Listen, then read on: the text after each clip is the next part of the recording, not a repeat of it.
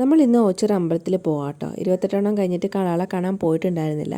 അങ്ങനെ നേരെ നമ്മൾ അമ്പലത്തിലെത്തി. നമ്മൾ പുറത്തെ ഗേറ്റ് വഴിയായിരുന്നു കയറിയിട്ടുണ്ടായിരുന്നത്. അവിടെയാണ് കുഞ്ഞു കാളകളെയൊക്കെ ഇട്ടേക്കുന്ന സ്ഥലം. ടാർപ്പിട്ടൊക്കെ മൂടിയിട്ടിട്ടുണ്ടായിരുന്നു, കാരണം മഴയോ കാര്യങ്ങളൊക്കെ വന്നാൽ നനയാതിരിക്കാൻ വേണ്ടി. പിന്നെ നമ്മൾ നേരെ ഫ്രണ്ടിൽ ചെന്നു. അവിടെയാണ് വലിയ കാളകളൊക്കെ കിടക്കുന്നത്. അതിലൊരു കാളയുടേത് അവർ അഴിക്കാൻ തുടങ്ങിയായിരുന്നു. അതിൻ്റെ മണിയും കാര്യങ്ങളൊക്കെ ഞങ്ങൾ ചെല്ലുമ്പോഴത്തേക്ക് അവർ അഴിച്ചുകൊണ്ടിരിക്കുക. അതുകൂടാതെ വേറെയും കുറേ കാളകളൊക്കെ ഇങ്ങനെ അഴിച്ചഴിച്ച് മാറ്റുന്നുണ്ടായിരുന്നു അവിടെ. ഇതാണ് കാലഭൈരവൻ. ഇതിനകത്താണ് ഏറ്റവും വലിയ നെറ്റിപ്പട്ടം ഉള്ളത്. ഈ ഭാഗത്തായിരിക്കും ഏറ്റവും കൂടുതൽ തിരക്ക്, കാരണം വലിയ കാളകളെയൊക്കെ കാണാൻ തന്നെയാണ് ഭയങ്കര തിരക്ക്.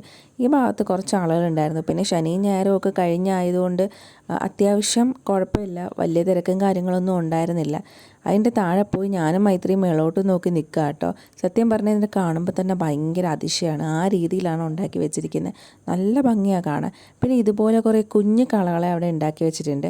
കുറച്ചുകൂടി ക്യൂട്ടാട്ടോ അതുങ്ങളെയൊക്കെ കാണാനായിട്ട്. അങ്ങനെ കുറേ നേരം ഞങ്ങൾ അവിടെ നിന്ന് കാളകളെയൊക്കെ നോക്കി നിന്നിട്ടുണ്ടായിരുന്നു. പിന്നെ അപ്പുറത്തെ സൈഡിലും എല്ലാം കാളകളുണ്ട്. സൈസിനനുസരിച്ച് ഇങ്ങനെ അറേഞ്ച് ചെയ്തൊക്കെ ഇട്ടിരിപ്പുണ്ട് അവർ. നല്ല ഭംഗിയാണ് അത് ഇങ്ങനെ അറേഞ്ച് ചെയ്തിട്ടിരിക്കുന്നത് കാണാം. പിന്നെ നേരെ പോയിട്ട് നമ്മൾ ഈ ഒരു ഐറ്റം വാങ്ങിച്ചു. ഇതിൻ്റെ പേരെനിക്കറിയില്ല, പക്ഷെ നല്ല ചൂടുണ്ടായിരുന്നു, കൊള്ളായിരുന്നു, നല്ല ടേസ്റ്റും ഉണ്ടായിരുന്നു. പിന്നെ കുറച്ച് നേരം അവിടെ ഇരുന്ന് ഞങ്ങൾ ഇതൊക്കെ കഴിച്ചിട്ടുണ്ടായിരുന്നു. പിന്നെ നേരെ നമ്മൾ ബജ്ജി കഴിക്കാനായിട്ട് പോയി. നല്ല ചൂട് ബജ്ജിയായിരുന്നു. ഇവിടെയൊക്കെ നല്ല തിരക്കുണ്ടായിരുന്നു ബജ്ജി കഴിക്കുന്നിടത്തൊക്കെ. അങ്ങനെ എന്തായാലും ഞങ്ങൾ ബജ്ജിയും വാങ്ങിച്ചു, പാനിപ്പൂരി വാങ്ങിച്ചു. മൈത്രിമൊക്കെ ഭയങ്കര ഇഷ്ടമാണ് പാനിപ്പൂരി.